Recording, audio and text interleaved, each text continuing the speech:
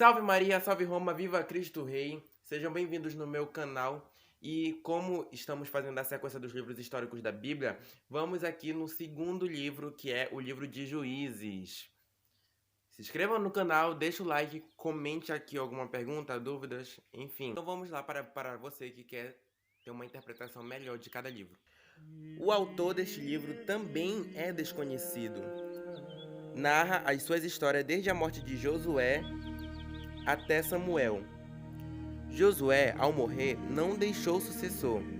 As 12 tribos de Israel já estavam estabelecidas na Terra Prometida. Não tinham um governo central, mas eram unidas pela religião monoteísta, isso é, um só Deus. Diferente dos outros povos de Canaã, que tinham muitos deuses, Baal, Azerá, Astarte. Israel convivia com esses povos pagãos e muitas vezes caiu na idolatria. Neste contexto, Deus suscitou juízes em Israel. Eram heróis, muitas vezes dotados de forças físicas ou carismas especiais para libertarem uma ou mais tribos de Israel dominadas pelos estrangeiros. Não tinham sucessores nem dinastia.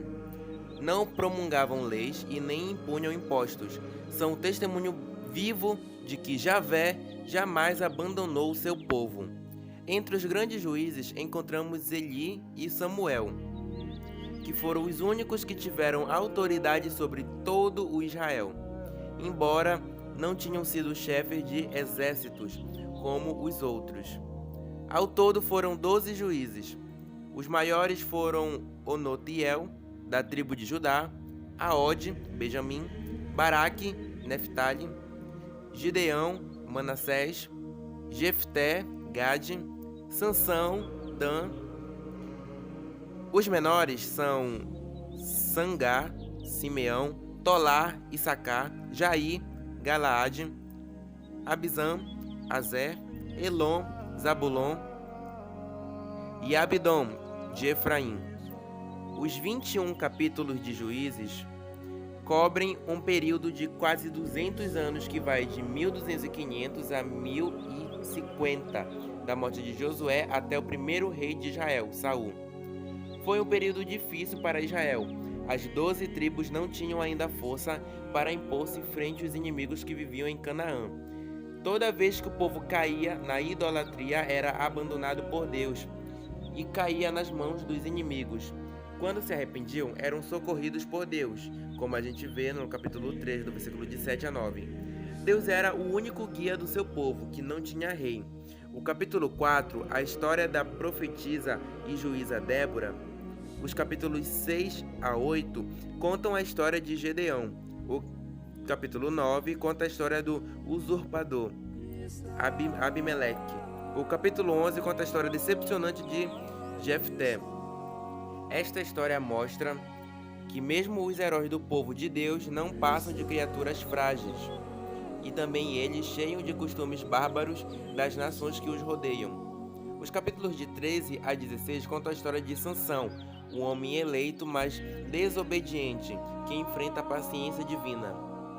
Em vista da sua escolha por Deus, ele cumpre a sua missão pela graça divina e consegue que o castigo de Deus seja atenuado e que por fim triunfe a misericórdia. As narrações violentas que encontramos no livro dos Juízes podem assustar ao leitor não preparado.